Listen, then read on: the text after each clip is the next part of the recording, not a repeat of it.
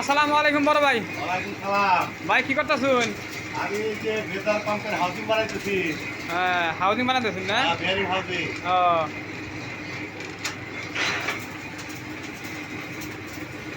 ভাই, তাতে আপনার ডিমান্ডটা কত হবে?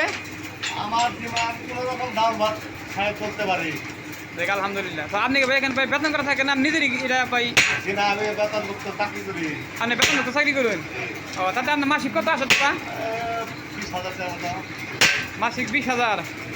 যাই আলহামদুলিল্লাহ, এতে শুক্রিয়া। তো আপনি তো দাদা খুব সুন্দর কাজ শিখছেন, খুব সুন্দর কাজ। লেদের কাজ তো ভালো।